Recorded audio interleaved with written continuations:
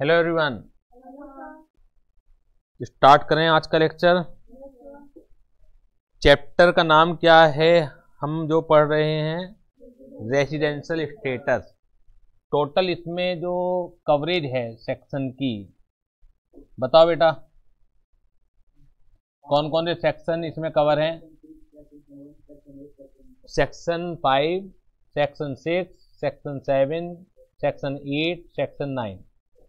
फिलहाल कौन सा सेक्शन ब्लैंक है इसके अंदर? सेक्शन 8। इट मीन्स कि सेक्शन 8 में कोई भी मैटर अभी तक लिखा हुआ नहीं है एट प्रेजेंट। सेक्शन 5 किस चीज का है? Scope of total income. क्या पता लगता है स्कोप ऑफ टोटल इनकम से? सेक्शन 5 से क्या पता लगता है?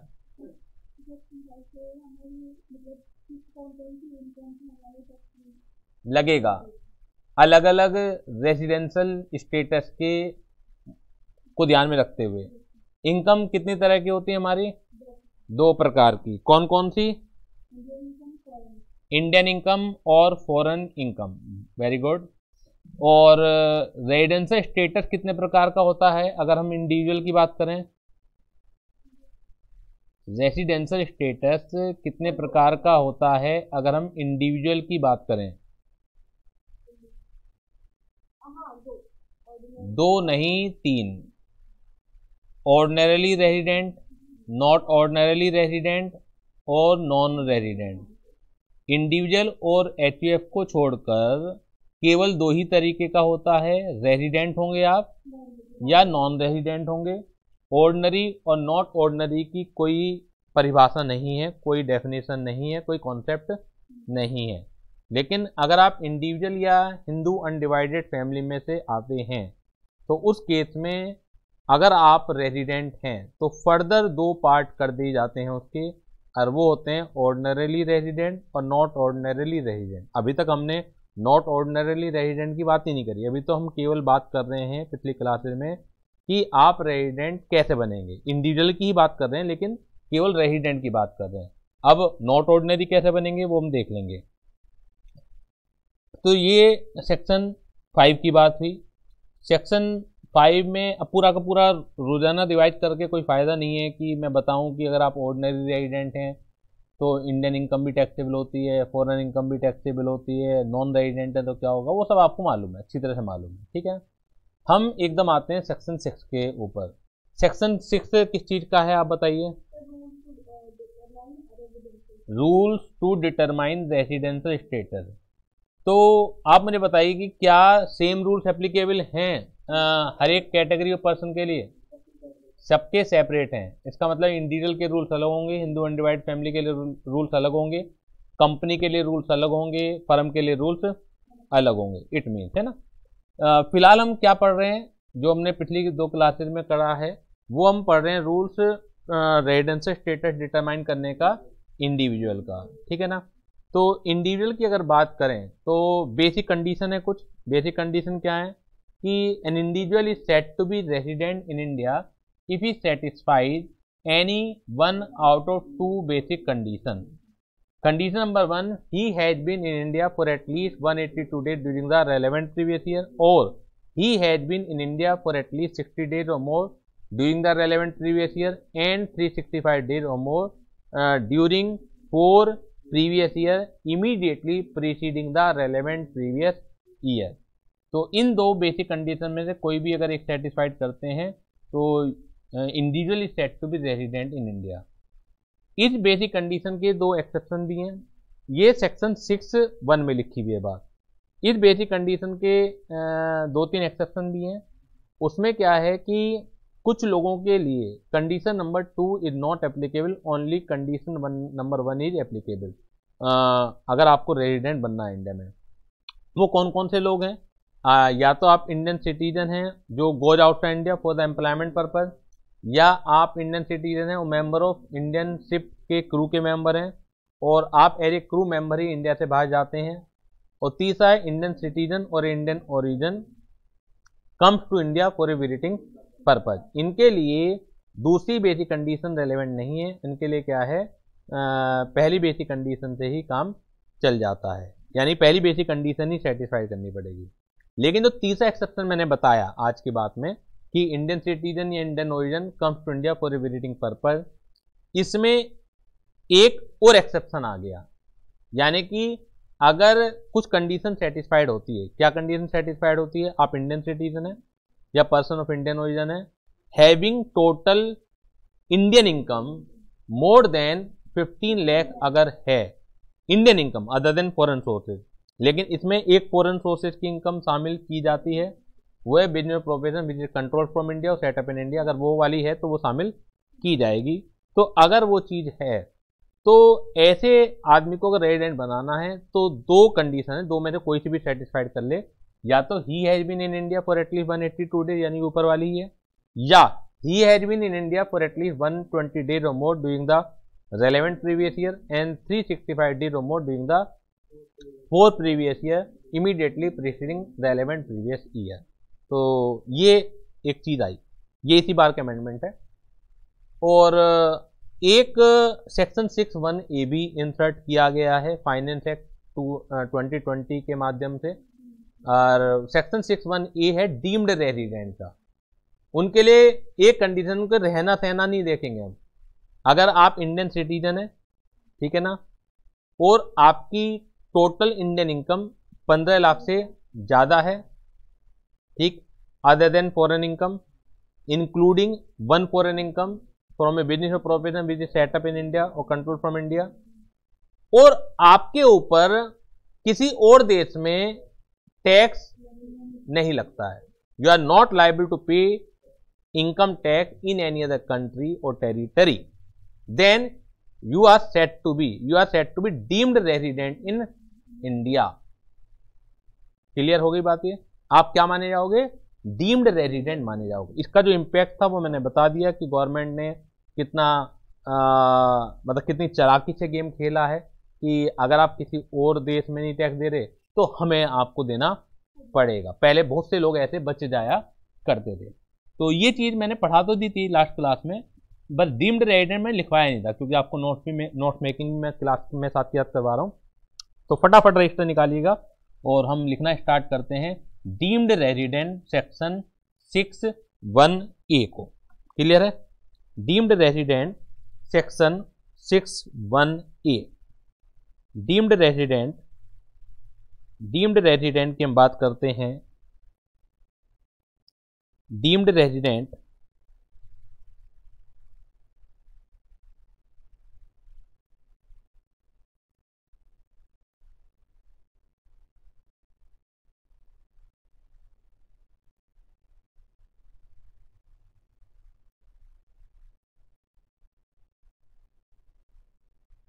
Deemed resident section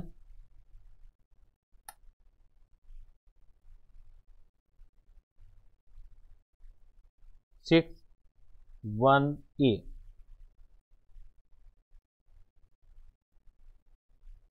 deemed resident section 6(1) deemed resident section 6(1)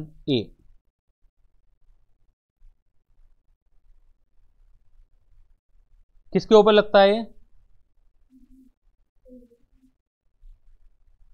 individual, 1 minute, मैं बोर्ड का कलर चेंज कर लूँ 1 मिनट। डीम्ड रेजिडेंट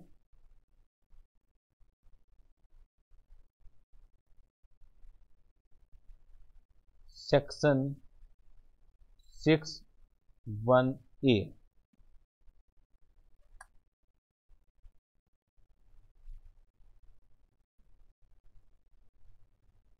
किसके ऊपर लगेगा? Individual,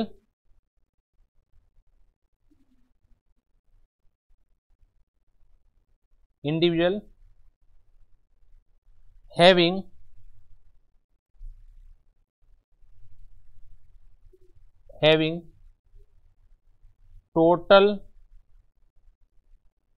Indian income having total Indian income including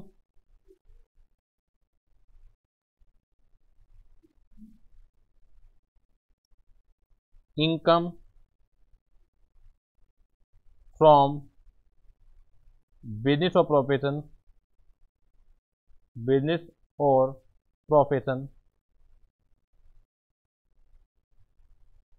which is controlled from India.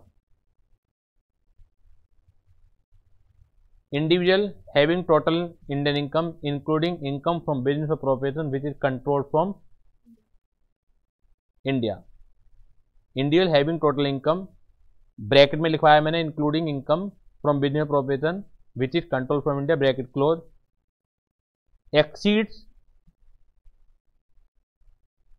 Exceeding कितना 15 lakh exceeding 15 lakh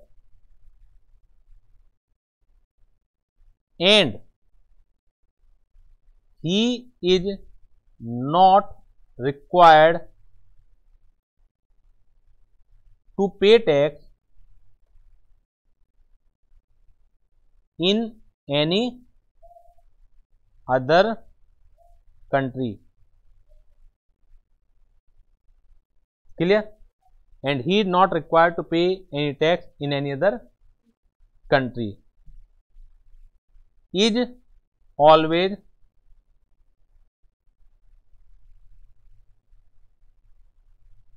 treated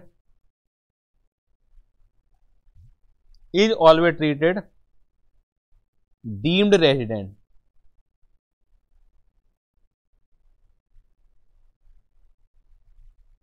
in India. यानी कि अगर एक ऐसा इंडिविजुअल है जिसकी टोटल इंडियन इनकम 15 लाख से ज्यादा है और he is not required to pay any tax in any other country is always said to be deemed resident in India. यानी कि हम ये नहीं देखेंगे उसके लिए कि उसका जो रहना है इंडिया में प्रीवियस ईयर में कितने दिन का है, चाहे वो एक भी दिन इंडिया में नहीं रहा है, ठीक है, बशर्ते कि वो इंडियन सिटीजन हो. एक चीज है कि ये ऊपर लिखेगा individual being an Indian citizen, individual being Indian citizen, Indian citizen ये भी कीवर्ड है ना. ऐसा थोड़ी है कि अब एक अमेरिका का सिटीजन है, ठीक है ना, अब उसकी टोटल इनकम अगर 15 लाख रुपए से ज़्यादा हुई भी तो वो रेजिडेंट मान लिया जाएगा. इसके ऊपर लगेगी ये चीज़ इंडियन सिटीजन. आपका भारतीय नागरिक होना जरूरी है. अगर आप भारतीय नागरिक नहीं हैं तो आपके ऊपर ये जो डीम्ड रेजिडेंट वाला सेक्शन है section 6(1)(a) is not applicable upon you. Clear है चीज. तो रेजिडेंट कौन होगा ये तो क्लियर हो गया. जो भी मैंने कंडीशन लिखवाई है अगर किसी भी कंडीशन में आप फॉलो नहीं करते हो तो आप you are set to be non resident in India. लेकिन अगर आप एक रेजिडेंट बन जाते हो और आप इंडिविजुअल हैं तो आपके फर्दर पोस्टमार्टम करना पड़ेगा. और फर्दर पोस्टमार्टम कैसे होगा, या तो आप ऑर्डिनरीली रेजिडेंट हो या नॉट ऑर्डिनरीली रेजिडेंट हो. तो अब मैं आपसे बात करूंगा कि when an individual is said to be not ordinarily resident in India, अगर वो कंडीशन सेटिस्फाइड होती हैं तो आप नॉट ऑर्डिनरीली हो, और अगर वो सेटिस्फाइड नहीं होती हैं तो आप ऑर्डिनरीली हो. समझ में आ रही है बात आपके.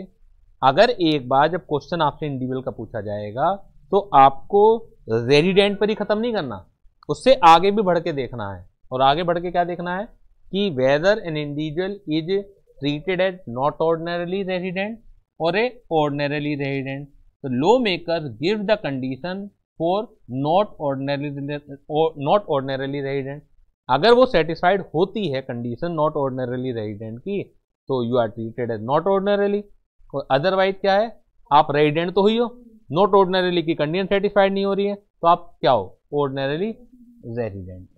क्लियर हो गई बात. ये लिखिएगा मेरे साथ, अब लिखिएगा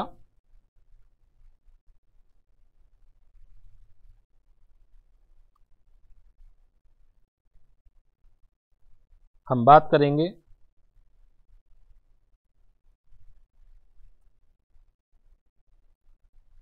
व्हेन, हेडिंग डालिएगा, when an individual, when an individual is treated, when an individual is treated not ordinarily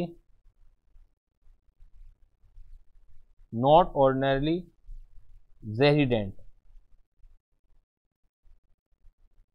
when an individual is treated not ordinarily resident in India.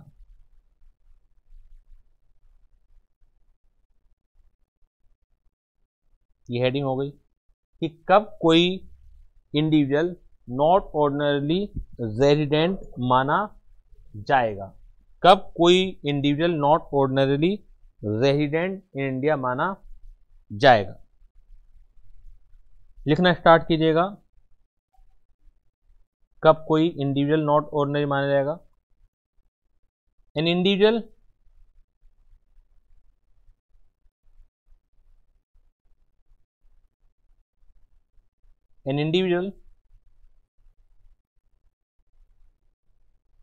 is said to be not ordinary resident if he satisfy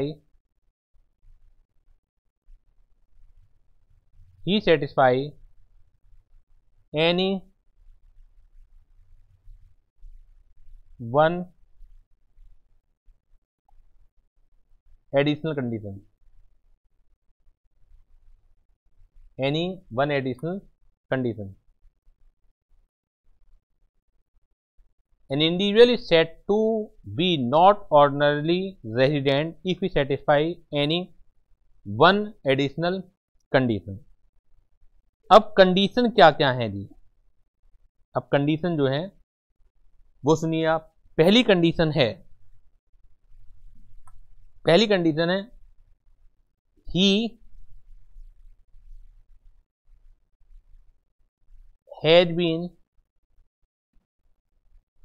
he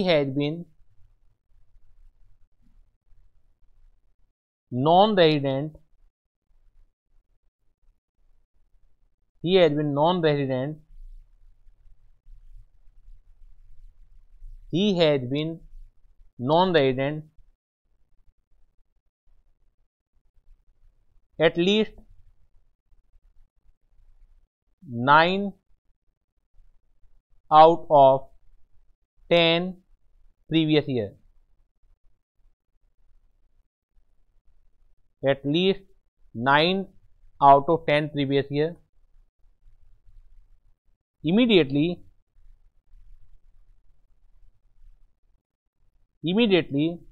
preceding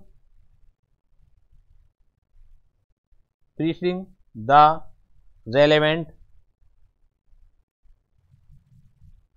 previous year.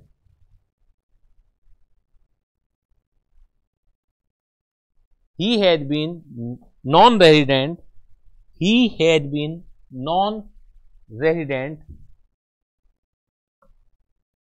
at least 9 out of 10 previous year, immediately preceding the relevant previous year. यानी कि आपका जो relevant previous year है वो कौन सा है, 2021 is your relevant previous year. उससे पहले के 10 साल आप देखिए, 1920, 18-19, 17-18, 16-17, इस तरीके से करते चले आइए। और कितने साल देखने हैं आपको, 10 प्रीवियस ईयर देखने हैं।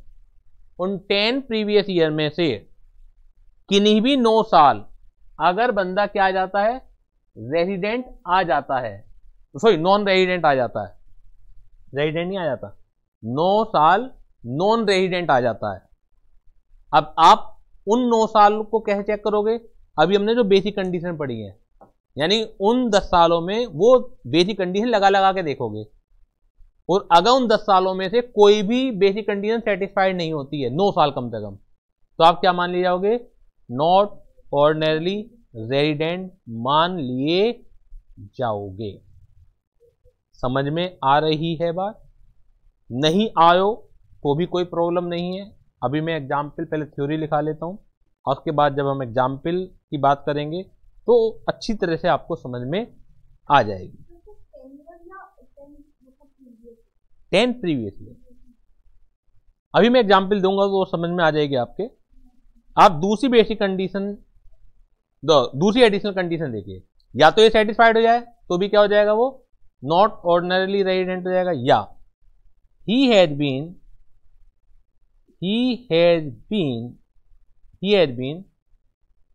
729 days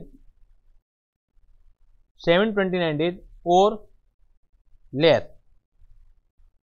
He had been 729 days or less in 7 previous year.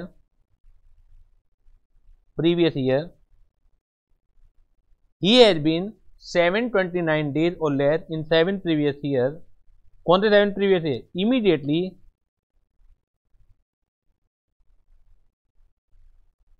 Immediately preceding the relevant previous year. Relevant previous year. पिछले 7 सालों में, कौन से पिछले 7 साल भाई?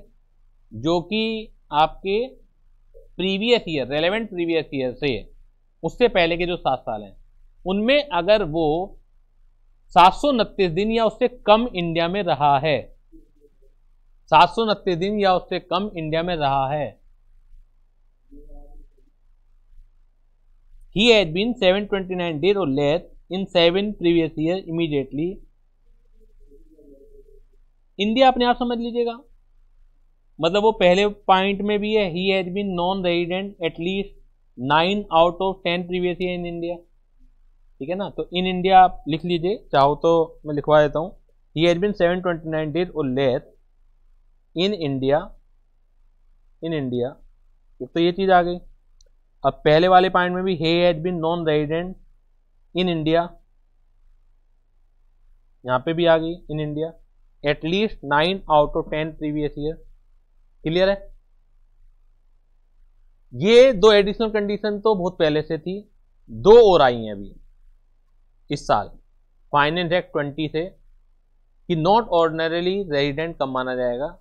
जो बेसिक कंडीशन में चेंजेज आए हैं, एक तो सेक्शन 6(1)(a) डीम्ड रेजिडेंट का, इसका मतलब है अगर आप डीम्ड रेजिडेंट हो, सेक्शन 6(1)(a) की कंडीशन फॉलो है आपके ऊपर, तो you are always treated as not ordinarily resident, यानी कि वो कंफर्म है, इस बार इन्होंने कर दिया। तीसरी चीज है, इफ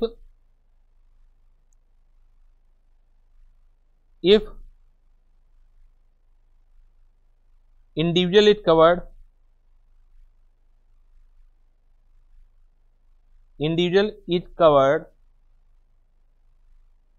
अंडर सेक्शन 6(1)(a), ये मैंने सिंपल भाषा में लिखवा दिया।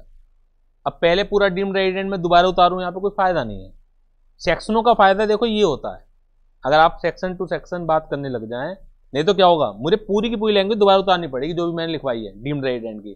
अब फिर क्या लिखूंगा कि वो नॉट ऑर्डिनरी है, जबकि कितना सिंपल है, अगर आपको ये पता है, यानी कि जो सेक्शन 6(1)(a) में डीम्ड रेजिडेंट है, always treated as not ordinarily resident. If individual is covered under section 6(1)(a), then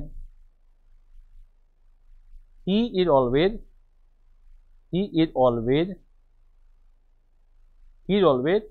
not ordinary resident in India. He is always not ordinary resident in India. Clear है ये चीज? एक और 4th point आपको ध्यान होगा अभी हम बेसिक कंडीशन में जब एक्सेप्शन पढ़ी थी हमने, एक्सेप्शन के अंदर भी एक्सेप्शन पढ़ी थी, इंडियन सिटीजन और Indian origin having total Indian income more than 15 lakh is treated as resident if he satisfied 1 out of 2। एक तो 182 दिन वाली, और एक पढ़ी थी 120 लेकिन लेस देन 182 डेज वाली। तो उसके ऊपर भी नॉट ऑर्डिनरी, यानी कि अगर कोई इंडियन सिटीजन है और इंडियन ओरिजिन है, अगर वो रेजिडेंट 120 दिन से ज्यादा प्रीवियस में और 365 दिन से 4 सालों में पहले की वजह से रेजिडेंट बन रहा है, तो वो हमेशा क्या माना जाएगा? Not ordinary. हमेशा ही क्या माना जाएगा? नॉट ऑर्डिनरी रेजिडेंट माना जाएगा। उसके लिए हमें पिछले 10 साल और पिछले 7 साल ये चेक नहीं करने हैं। Getting my point? उसके लिए जैसे अदरवाइज कोई भी रेजिडेंट बनता है तो उसके लिए हमेशा क्या करना है? पहले या दूसरे पॉइंट चेक करना है नॉट ऑर्डिनरी के लिए। लेकिन अगर आप डीम्ड रेजिडेंट हो, कुछ चेक नहीं करना, वो हमेशा नॉट ऑर्डिनरी माना जाएगा।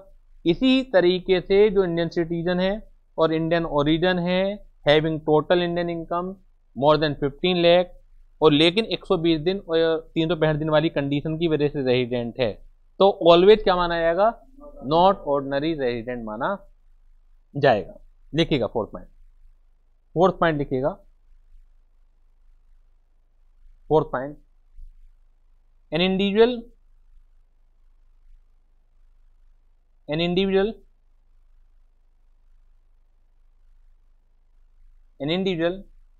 being Indian citizen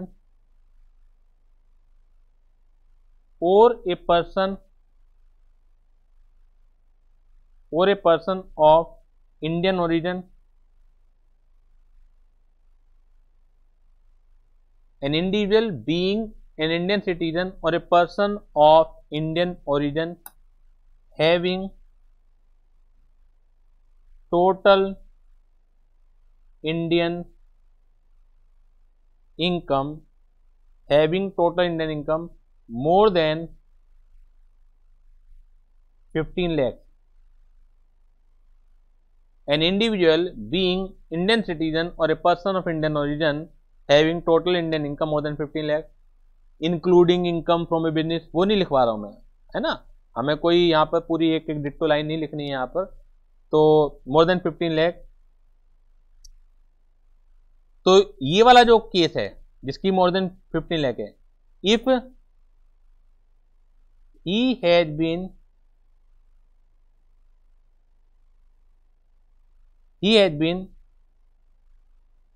in India during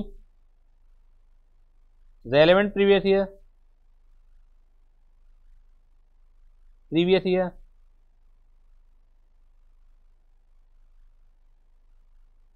120 days or more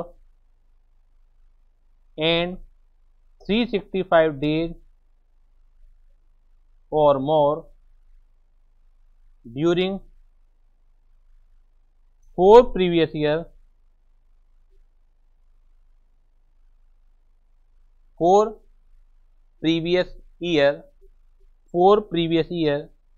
immediately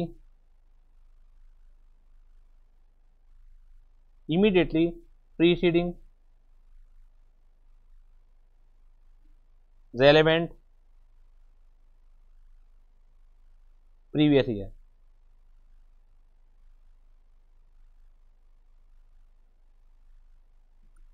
immediately preceding relevant previous year।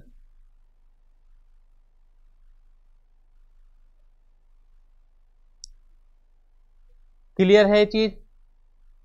कोई डाउट हो बता दीजिए, कुछ भी डाउट हो बता दीजिए।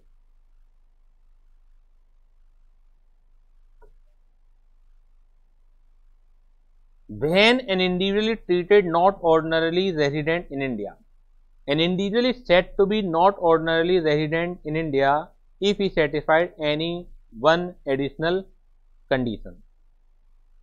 शुरू की जो दो हैं वो तो शुरुआत से ही थी, सभी के लिए चेक करनी है वो। अगर कोई भी व्यक्ति रेजिडेंट बनता है बेसिक कंडीशन के को सेटिस्फाइड करके, तो आपको ये दो कंडीशन में से कोई भी अगर एक सेटिस्फाइड हो रही है तो आप नॉट ऑर्डिनरी माने जाएंगे। लेकिन जो एडिशनल 2 आई हैं वो इसी बात से आई हैं, जो लोग डीम्ड रेजिडेंट है सेक्शन 6(1)(a) की वजह से, तो ऑलवेज नॉट ऑर्डिनरी माने जाएंगे। इसी तरह से अगर कोई इंडियन सिटीजन है या इंडियन ओरिजिन है और हैविंग टोटल इनकम 15 लाख से ज़्यादा है और वो रेजिडेंट इस वजह से बना है क्योंकि वो 120 दिन या उससे ज़्यादा इंडिया में था और पिछले 4 सालों में 365 दिन या उससे ज़्यादा था, तो वो हमेशा क्या माना जाएगा? नॉट ऑर्डिनरी माना जाएगा। लेकिन अगर वो 182 दिन इंडिया में था रेलेवेंट प्रीवियस में, अगर कोई इंडियन सिटीजन है या इंडियन ओरिजिन है जिसकी टोटल इनकम 15 लाख से ज़्यादा है, तो रेजिडेंट बन सकता है वो 182 दिन से ज़्यादा रह के भी? बताइए, बन सकता है नहीं बन सकता? तो अगर वो 182 दिन से ज़्यादा इंडिया में है इस वजह से रेजिडेंट बना है, तो क्या वो नॉट ऑर्डिनरी माना जाएगा हमेशा? तब नहीं माना जाएगा। तब तो आप पहली या दूसरी कंडीशन को चेक करोगे नॉट ऑर्डिनरी बनाने के लिए। लेकिन अगर वो रेजिडेंट बना है because of 120 days or more during the relevant previous year and 365 days or more during the 4 previous year immediately preceding relevant previous year, अगर इस वजह से वो रेजिडेंट बना है तो वो हमेशा ही क्या बन जाएगा? नॉट ऑर्डिनरी माना जाएगा। You need not require to check condition number 1 और 2। क्लियर? गुड। अपने आप में काफी दिमाग का दही बना देते हैं ये कॉन्सेप्ट, मतलब इतने कॉन्सेप्ट के अंदर कॉन्सेप्ट, कॉन्सेप्ट के अंदर कॉन्सेप्ट, ठीक है ना। लेकिन मैं कोशिश कर रहा हूं कि मैं बहुत इजी तरीके से आपको समझा पाऊं, क्योंकि जो बिल्कुल कॉन्सेप्ट की बारीकी है वो अंडरस्टैंड अगर मुझे है तो मैं आपको अच्छी तरह से उसे क्लियर करा सकता हूं। अगर वो खुद ही क्लियर नहीं है तो फिर तो क्या होगा कि आपको भी क्लियर नहीं हो पाएगी। तो ये चीज बिल्कुल क्लियर हो गई आपको। चलिए अब एक क्वेश्चन देख लेते हैं। चलिए क्वेश्चन देख लेते हैं, नोट्स निकालिएगा।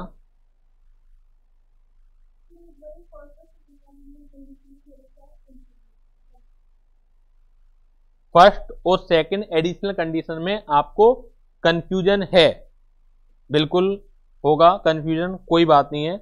आप पेज नंबर 13 पे निकाल लीजिए। हम क्वेश्चन के साथ देखते हैं इसे, और तब भी कंफ्यूजन दूर नहीं होता फिर मैं और तरीके से आपको कोशिश करता हूं।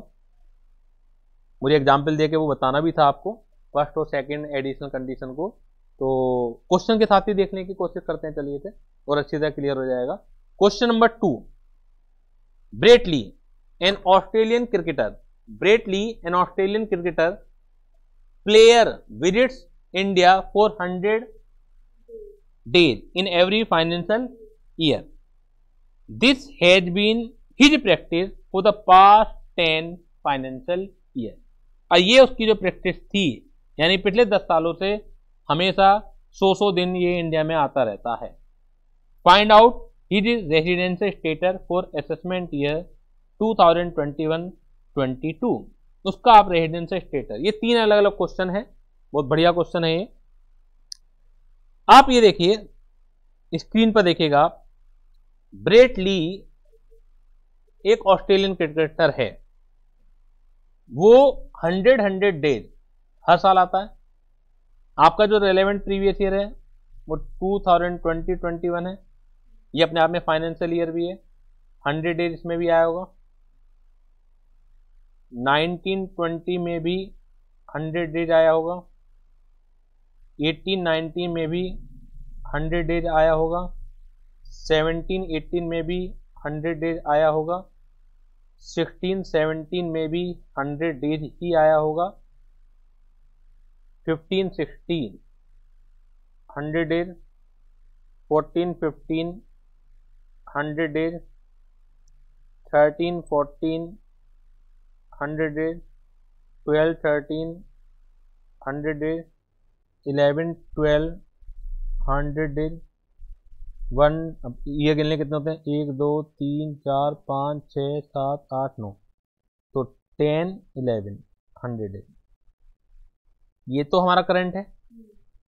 इससे पास्ट 10 ईयर तो देखने थे ना, तो इसलिए मैंने टोटल 11 लिखने पड़े। आप ये देखिए कि कोई भी व्यक्ति जब भी कोई क्वेश्चन आएगा तो हमें देखना पड़ेगा कि कॉन्सेप्ट क्या है उसके रेजिडेंट बनने का। कोई भी व्यक्ति रेजिडेंट बनता है अगर वो इंडिविजुअल है if he satisfied any one out of the two basic condition. पहली बेसिक कंडीशन क्या थी, वो 182 डेज ही रहना चाहिए इंडिया में, क्या है सेटिस्फाइड है? प्रीवियस ईयर में क्या वो 182 डेज है, क्या सेटिस्फाइड है? तो इसका मतलब ये तो सेटिस्फाइड नहीं, इससे तो रेजिडेंट नहीं बनेगा। दूसरी बेसिक कंडीशन क्या थी, 60 डेज और मोर प्लस 365 डेज और मोर इंडिया में रहना चाहिए।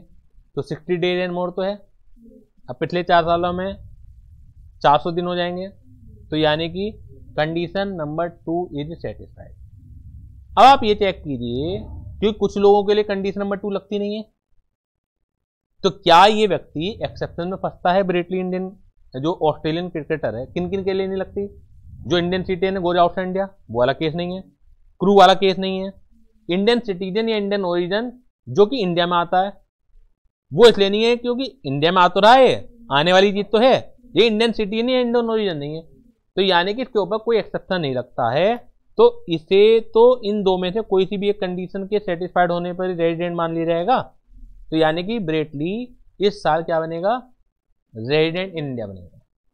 बात समझ में आ रही है? और जो इस बार डीम्ड रेजिडेंट है वो भी इंडियन सिटीजन के लिए है, या 120 डेज वाला है वो भी, मतलब कुछ भी इसके ऊपर एक्सेप्शन वगैरह वाली बात कुछ भी, मतलब ये तो बन ही गया वैसे, पहली बात वो वैसे ही बन गया, वो तो तब की बात है, अगर वैसे नहीं बन रहा हो तो देखते हम। समझ में आ गई? अब हमें ये देखना है कि क्या ये नॉट ऑर्डिनरी है, जो आपको समझ में नहीं है पहली और दूसरी। जो थर्ड और फोर्थ है वो तो तब भी नहीं लगनी इसके ऊपर, फर्स्ट और सेकंड ही लगेगी। नॉट ऑर्डिनरी में हम क्या देखते हैं, देखिए जो रेलेवेंट प्रीवियस ईयर है इसे आप चेक नहीं करोगे आप, हमें रेलेवेंट प्रीवियस ईयर पहले 10 साल चेक करने हैं या पहले के 7 साल चेक करने हैं। समझ में आ रही है बात आपके? समझ में आ रही है बात आपके?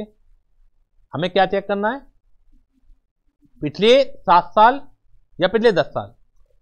अब ये थोड़ा सा दिमाग का खेल है कि आप किसी भी क्वेश्चन में कम टाइम कैसे लगाते हो।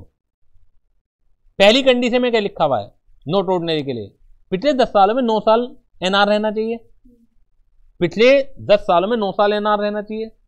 यानी कि जब आप 1920 देखोगे, इसमें पहले बेसिक कंडीशन लगाओ कि क्या वो बेसिक कंडीशन एक भी सेटिस्फाइड नहीं हो रही, अगर नहीं हो रही है तो एनआर हो जाएगा ये, और ऐसा आपको 10 साल तक करना पड़ेगा, और उन 10 सालों में 9 साल एनआर लाना पड़ेगा आपको, तो वो थोड़ा मुश्किल भरा काम है। चलो कोई बात नहीं, दूसरा काम देखो, पिछले 7 सालों में वो क्या रहना चाहिए, 729 दिन या से कम। तो जब आप पिछले 7 साल गिनोगे, गिनने के क्या होता है, 100 दिन आ रहा है, तो 700 दिन तो बैठे हैं, तो 729 दिन से कम बैठे हैं, तो जब 729 दिन से कम है तो Bretley is not ordinarily resident in India. पिछले 10 सालों में 9 साल आप एनआर क्यों चेक कर रहे हो, जब हमारी दूसरी एडिशनल कंडीशन सेटिस्फाइड हो रही है, 729 दिन या उससे कम है ना इंडिया में, क्योंकि ये क्लियर है 7 सालों में 700 डेज तो बैठ रहे हैं, जो कि 729 दिन से कम है। तो जब 729 दिन से कम है तो Bretley is a not ordinary resident in India during the relevant previous year. All clear? आप अब सॉल्यूशन देख लीजिएगा, सॉल्यूशन देख लीजिएगा। देखिए, determination of residential status of mister Bretley for the assessment year 21-22, period of stay during previous year 2021 100 days है, calculation of period of stay during 4 preceding previous year 100 into 4 यानी कि 400 डेज है, ठीक है ना। ये क्यों कैलकुलेट करा हमने, क्योंकि जो पहली बेसिक कंडीशन थी वो तो सेटिस्फाइड होती नहीं है, लेकिन दूसरी बेसिक कंडीशन सेटिस्फाइड हो रही है रेजिडेंट की। समझ में आ रही बात? पहले तो आपको बेसिक कंडीशन ही चेक करनी पड़ेगी ना। तो mister Brett Lee has been in India for a period of more than 60 days during the previous year 2021 and for a period of more than 365 days during the 4 immediately preceding previous year. Therefore, since he satisfied one of the basic condition under section 6(1), he is a resident for the assessment year 21-22. लेकिन अगर resident बन जाए तो आपको चुप यहीं तक नहीं बैठना, आपको ये देखना है नोट ऑर्डिनरी तो नहीं है। तो अब आपने देखा क्या कि यार 7 साल वाली कंडीशन जल्दी आ रही है, तो मैं 10 साल वाली देखूं क्यों, जब 7 साल वाली जल्दी पकड़ में आ रही है। तो computation of period of stay during 7 preceding year 700 दिन है, ये इस तरह कैलकुलेट हो गए। अब क्योंकि since he period of stay in India during the past 7 previous year less than 730 days. 730 कैसा है, मैंने क्या लिखवाया था आपको, ये तो है लेस देन 730 डेज, मैंने क्या लिखवाया 729, 729 और लेस, तो इसका मतलब 729 लेस देन 730 तो है ना। यहां पे ये नहीं लिख सकते कि 730 डेज और लेस देन, क्योंकि 730 डेज होते ही फिर ये कंडीशन सेटिस्फाइड नहीं होगी, लेस देन 730 डेज पे सेटिस्फाइड होगी, तो 729 है ना। तो he not ordinarily resident during the assessment year 21-22। Therefore, Mr. Bratley is a resident but not ordinarily resident during the previous year 2021 relevant to the assessment year 21-22। Note में theory लिख रखी है, अगर आप सामने देखेंगे ना, नॉट ऑर्डिनरली रेजिडेंट कब माना जाता है, क्लियर है। एमसीक्यू आएंगे तो आपको थ्योरी भी लिखने से नहीं लिखनी है। सीए में सब्जेक्टिव भी आते हैं, एमसीक्यू भी आते हैं, तो कुछ एमसीक्यू आएंगे, 30 मार्क्स का पेपर एमसीक्यू आता है, तो अगर ये क्वेश्चन एमसीक्यू माना तो बस आपको तो सीधे कैलकुलेट करना है, अब फिर सीधे ऑब्जेक्टिव में जो भी आंसर करेक्ट है उस पर टिक लगाना है। सीएस एग्जीक्यूटिव के अंदर पूरा का पूरा ऑब्जेक्टिव है, तो लिखना कुछ नहीं है, लेकिन आना सारा चाहिए हमें, तभी तो हम आंसर निकाल पाएंगे। क्लियर है चीज। अब इसका जो बात करें, जो बी और सी क्वेश्चन है, would your answer change if the ever facts relate to Srinath, an Indian citizen who resides in India, who resides in Australia and represents the Australian cricket team। Srinath जो इंडियन सिटीजन है, मतलब ये कह रहे हैं कि Australia में ही रहता है, आप भूल जाइए कि श्रीनाथ ने कभी इंडियन क्रिकेट टीम को रिप्रेजेंट किया, ऑस्ट्रेलियन क्रिकेट टीम को ये, लेकिन वास्तविकता तो है कि ये इंडियन सिटीजन है, तो बहुत बड़ा फर्क पड़ सकता है इससे तो भाई, क्योंकि इंडियन सिटीजन, इंडियन ओरिजिन के ऊपर कुछ अपवाद भी लगा करते हैं, कुछ एक्सेप्शन भी लगा करते हैं। समझ में आ रही बात। तो अब हम चेक करें कि क्या आंसर में फर्क होता। 100 दिन ही आ रहा है माना, तो सेकंड बेसिक कंडीशन सेटिस्फाइड हो रही है, सेकंड बेसिक कंडीशन तो सेटिस्फाइड हो रही है, रेजिडेंट तो बनी गए, चाहे ब्रेटली ऑस्ट्रेलियन सिटीजन है चाहे श्रीनाथ है, सेकंड तो सेटिस्फाइड हो रही है। जब सेटिस्फाइड हो रही है, क्या ये एक्सेप्शन में आती है जहां 182 दिन हमें चेक करना होता है? क्या ये एक्सेप्शन में आता है जहां 182 दिन चेक करना होता है? एक्सेप्शन में क्या क्या है बताइए? वो तो है नहीं केस, बाहर तो आ रहा है, ये तो बात है। हाँ, और ये या इंडियन ओरिजिन, या इंडियन ओरिजिन, मैं एक ही चीज चेक कर रहा हूं जिससे आपको एक एक चीज क्लियर हो जाए। आप जो कह रहे हो कि एक्सेप्शन में आ रहा है, तो आने वाली घटना पे लगेगा, जाने वाले पे तो लगेगा नहीं, है ना। तो आने वाले में कौन कौन से एक्सेप्शन है बताइए मुझे? इंडियन सिटीजन या Indian origin come to India for a visiting purpose. क्या विजिटिंग पर्पज है? विजिटिंग होता है घूमना फिरना, ये एक व्यावसायिक पर्पज है। आप क्रिकेट खेलने आ रहे हो, ये नहीं कहा जा सकता विजिटिंग करने के लिए आ रहे हो, आप एक काम से आ रहे हो, एम्प्लॉयमेंट पर्पज के लिए आ रहे हो, तो वहां तो एक्सेप्शन लगती नहीं है। इसके अलावा जो एक इस साल से एक्सेप्शन आई है, इंडियन सिटीजन और ये वो, तो वो वाली भी नहीं लगती। डीम्ड रेजिडेंट भी नहीं लगता इसमें। जरूरत, पहली बात तो डीम्ड रेजिडेंट तब लगेगा जब आप ऊपर के घटना की वजह से रेजिडेंट ना बन पाओ। जब आप बन ही रहे हो तो हमें डीम की जरूरत क्या? वहां लिखवाया हुआ है मैंने नोट में, का देखोगे, अगर आप सेक्शन 6(1) में रेजिडेंट नहीं हो तभी तो डीम की जरूरत है। जब आप हो तो क्या जरूरत है हमें? बात समझ में आ गई। अब आप ये देखिए एडिशनल कंडीशन, ये ऑर्डिनरी है, नॉट ऑर्डिनरी है। अब क्योंकि नॉट ऑर्डिनरी की कंडीशन 729 दिन या कम वाली सेटिस्फाइड हो रही है, तो नॉट ऑर्डिनरी है। तो यानी कि अगर ये जो बी वाला केस है तो भी कोई फर्क नहीं पड़ने वाला था इससे, ये नॉट ऑर्डिनरी तो रहता। समझ में आ रही है? समझ में आ रही है आपके पास? आंसर देखिएगा।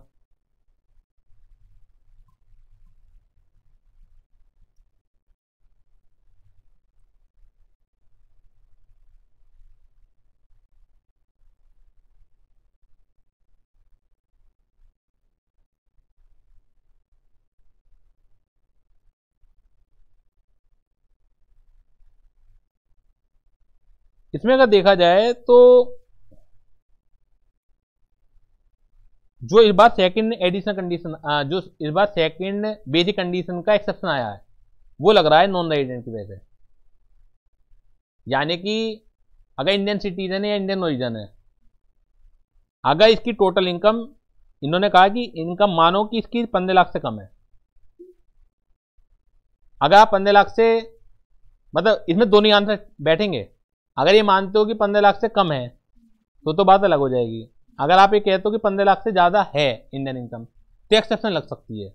अब क्योंकि क्वेश्चन में कुछ दिया हुआ नहीं है तो इन्होंने एज्यूम कर रखा है।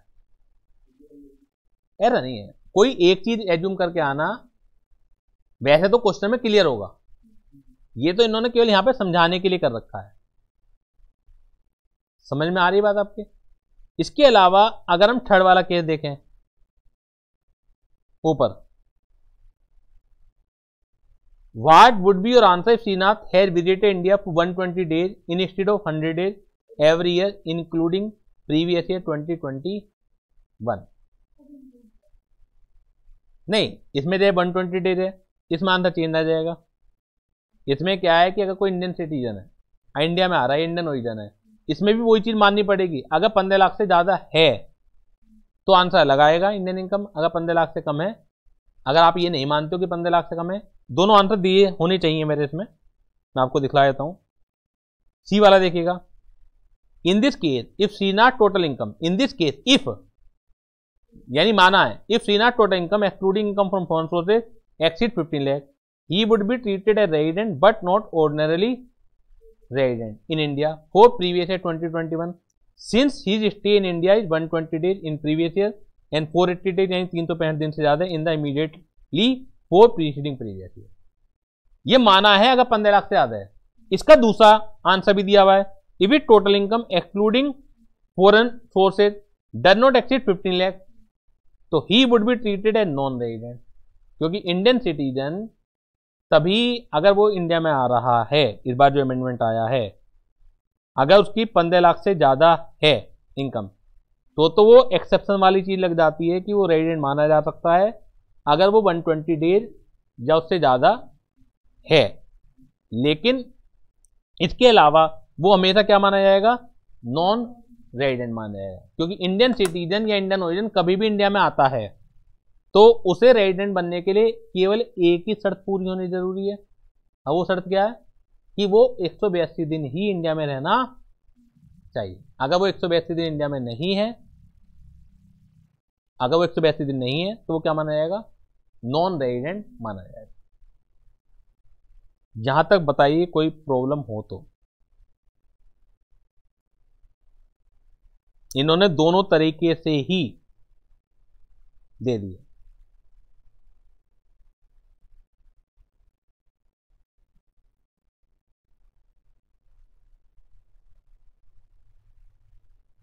दोबारा क्वेश्चन देख लीजिए, कोई डाउट ना रहे। श्रीनाथ के बारे में इन्होंने क्या कहा है?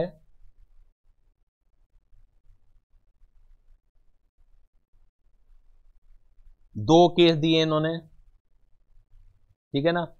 अब ब्रेटली क्यों आ रहा है इंडिया में, ये भी देख लीजिए। Brett Lee N Australian cricketer player visits India. इन्होंने ये नहीं लिखा कि कहीं ये क्रिकेट खेलने के लिए आ रहा है, बल्कि ये लिखा हुआ है कि ऑस्ट्रेलियन क्रिकेटर प्लेयर है लेकिन इंडिया में वो क्रिकेट खेलने के लिए आ रहा है, ऐसा नहीं है, तो विजिट करने आ रहा है। तो बस इन्होंने बीओसी पॉइंट में क्या चेंज करा है, बीओसी में भी तो ये लिखा है कि अगर ब्रेटली की जगह श्रीनाथ होता, इसका मतलब है जो श्रीनाथ है वो भी क्रिकेट खेलने के लिए नहीं आ रहा, विजिटिंग पर्पज के लिए ही आ रहा है। हाँ, वो मैंने उस समय पढ़ा नहीं था, लेकिन कॉन्सेप्ट क्लियर है कि अगर वो क्रिकेट खेलने के लिए आ रहा है तो रूल है अलग, तब वो एक्सेप्शन काम नहीं करेगी। अगर वो विजिटिंग पर्पज के लिए आ रहा है तो ही एक्सेप्शन काम करेगी। समझ में आ रही है बात आपके? अगर वो क्रिकेट खेलने के लिए आ रहा है तो एक्सेप्शन काम नहीं करेगी कि उसके लिए रेजिडेंट होने के लिए 182 दिन ही होना जरूरी है। तब तो 60 और 365 दिन के वजह से भी वो क्या बन सकता है? रेजिडेंट बन सकता है। लेकिन यहाँ पर उस समय मैंने अच्छी तरह पढ़ा नहीं था क्वेश्चन को, तो अब पता लग रहा है कि वो विजिटिंग पर्पज के लिए आ रहा है। तो ब्रेटली विजिटिंग पर्पज के लिए आ रहा है, तो सी नॉट भी विजिटिंग पर्पज के लिए आ रहा है। आंसर देते वक्त भी इन्होंने यही लिखा हुआ है कि सी नॉट जो आ रहा है वो विजिटिंग पर्पज के लिए आ रहा है। अगर वो विजिटिंग पर्पज के लिए आ रहा है तो विजिटिंग पर्पज के लिए जो इंडियन सिटी इंडिया में आता है तो उसका रेजिडेंट बनने के लिए 182 दिन ही रहना जरूरी है। अब क्योंकि वो 182 दिन नहीं है तो इसलिए वो नॉन रेजिडेंट सेकंड वाले केस में। थर्ड वाले केस में क्योंकि वो 120 दिन है तो दोनों हो सकती हैं बातें। अगर उसकी टोटल इनकम 15 लाख से ज्यादा मानोगे इंडियन टोटल इनकम तो 120 दिन वाला केस भी लगता है। अगर वो अब क्योंकि 120 दिन है, अब पिछले 4 सालों में 365 दिन है तो वो रेजिडेंट बन गया। लेकिन अगर आप उसकी टोटल इनकम 115 लाख से कम मानते हो तब वो एक्सेप्शन नहीं लगता, तब वो नॉन रेजिडेंट हो जाएगा। और 15 लाख से ज्यादा मानते हो तो रेजिडेंट होगा। और रेजिडेंट के साथ नॉट ऑर्डिनरी होगा, कौन सा होगा? नॉट ऑर्डिनरी होगा, क्योंकि अभी लिखवाया है कि अगर 120 दिन वाला केस की वजह से रेजिडेंट बन रहा है तो हमेशा वो वाला कौन सा होता है? नॉट ऑर्डिनरी होता है। समझ आ रही है बात आपके?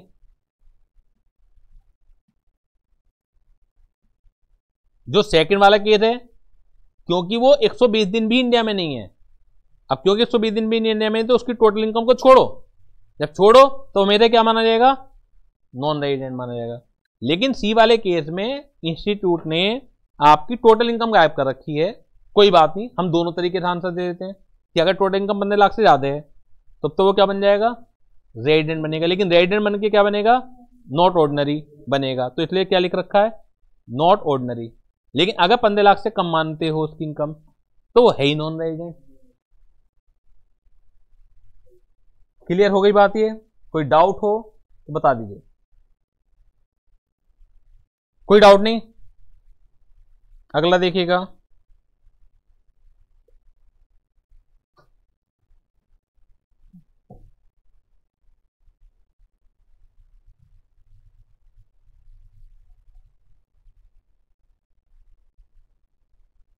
Question number 3, B a Canadian citizen comes to India for the first time during the previous year 2016-17। पहली बार 16-17 में ये आया। During the financial year 2016-17, 17-18, 18-19, 19-20 and 20-21, he was in India 55 days, 60 days, 90, 150, 70 days respectively, determine his residence status। Canadian citizen है भाई। अब उसके लिए resident बनने के लिए दो बेसिक कंडीशन है, या तो 182 दिन, अब 182 दिन तो है नहीं। आप 2021 में देखोगे तो कितने दिन है? 55 दिन है। और दूसरी बेसिक कंडीशन में भी 60 दिन तो रहना जरूरी है। अब क्योंकि वो 60 दिन भी इंडिया में नहीं है तो पहले के 4 साल चेक करूं क्या मैं? ना तो पहली बेसिक कंडीशन सेटिस्फाइड हो रही है और ना ही दूसरी बेसिक कंडीशन सेटिस्फाइड हो रही है, तो क्या हो जाएगा? ये नॉन रेजिडेंट बन जाएगा। Is it clear? Any doubt? कोई डाउट?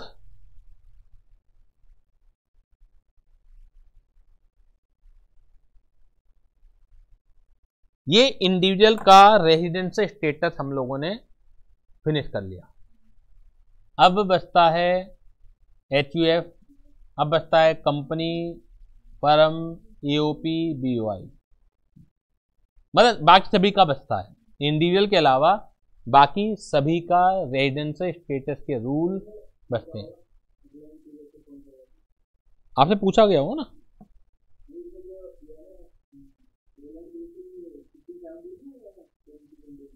आपसे पूछा गया होगा ना? क्वेश्चन देखिएगा, determine his residence status for assessment 21-22। तो 21-22 असेसमेंट ईयर है तो प्रीवियस ईयर 2021 हो गया, तो 2021 के लिए पूछा था। जिस ईयर का भी आपसे पूछेगा वो ही आपके लिए रेलेवेंट है बस।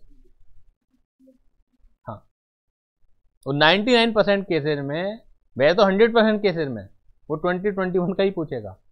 लेकिन फिर भी एरे रूल मत समझिए आप। गलती से भी उसने 18-19 का पूछ लिया और आपने रट लिया कि जी वो 2021 है। सब जगह रूल वही हैं, ठीक है ना? लेकिन 100 वह 99.99% केसेस में वो 21-22 क्राइटेरिया। क्लियर है? जो हम रेलेवेंट हम पढ़ते हैं ना कि फाइनेंस एक्ट 2020 पढ़ना है हमें, तो वो वास्तव में जो मतलब होता है वो इस बात का मतलब होता है कि गलती से भी उसने 18-19 का पूछ लिया, हो सकता है 18-19 में रूल चेंज हो, तो वो रूल याद करनी होती है आपको। जो आज के रूल हैं वही 18-19 में लगा के आप आंसर दे दीजिए। यानी जो रूल्स हम पढ़ रहे हैं वो फाइनेंस एक्ट 2020 के पढ़ रहे हैं।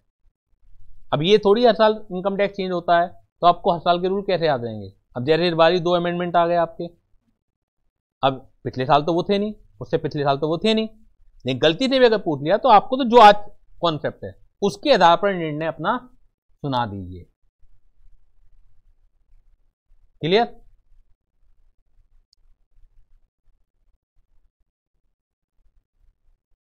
कहें तो आज ही खत्म करा दूं उसे भी, HUF को भी, कंपनी को भी, एक ही दिन में खत्म हो जाएंगे वो तो। हाँ, उसमें ज़्यादा दिक्कत नहीं है, एक दिन वो ले लो। इंडिविजुअल ही लंबा था और इंडिविजुअल में ही कॉन्सेप्ट थे बस। मतलब जो दिमाग का दही की बात कर रहे हैं हम लोग, वो इंडिविजुअल में ही था, बाकी नहीं था, बाकी नहीं है। उसके बाद हम प्रैक्टिस करेंगे कुछ एडिशनल क्वेश्चन की भी, ऑब्जेक्टिव वगैरह की भी। तो ऑब्जेक्टिव कैसे कैसे आ सकते हैं। मैंने 2 रजिस्टर बोले हैं आपसे बनाने के लिए, एक तो कॉन्सेप्ट प्लस एग्जाम्पल, यानी कि जैसे मैंने थ्योरी लिखवा रहा हूँ पेपर के समय जब आप बैठेंगे तो इसी रजिस्टर को आपको बार बार रिवाइज करना है। बाकी नोट्स तो मैं दे ही रहा हूँ, जो चीज़ मैं नहीं लिखवाऊंगा आपको, जो बड़ी थ्योरी है वो भी आप घर जाके नोट में से आप कॉपी कर लीजिएगा, ज़्यादा अच्छा वो है, ठीक है ना। जिससे आपको बस वही रजिस्टर बार बार करना है। आप अपनी हैंड राइटिंग में जब देखते हैं तो ये एक साइकोलॉजी भी है और साइंटिफिक भी है। आपने अगर कोई चीज़ अपनी हाथ से लिख रखा है तो रिटेन ज़्यादा रहती है वो, तो साइंस को पहचानना है हमें। ज़्यादातर बच्चे थ्योरी में क्यों घबराते हैं, सब पढ़ लिया समझ लिया, याद नहीं रह पाती। तो हम लोग जो पुरानी भारतीय पद्धतियां हैं कि लिख लिख के याद करना चाहिए, राइटिंग अपनी होनी चाहिए, उन सबसे दूर हटते जा रहे हैं। और आप किसी भी एरिया में देख लीजिए, जो हमारी पुरानी संस्कृति है हर जगह वही सक्सेस होती है, जो नई पाश्चात्य संस्कृति है वो सक्सेस नहीं होती। हाँ, जो आदमी जो स्टूडेंट लिख के करेगा तो कभी मतलब भूलने की समस्या नहीं रहती है। ठीक है, तो चलिए आज यहीं तक रखते हैं, बाकी चर्चा करेंगे नेक्स्ट क्लास में।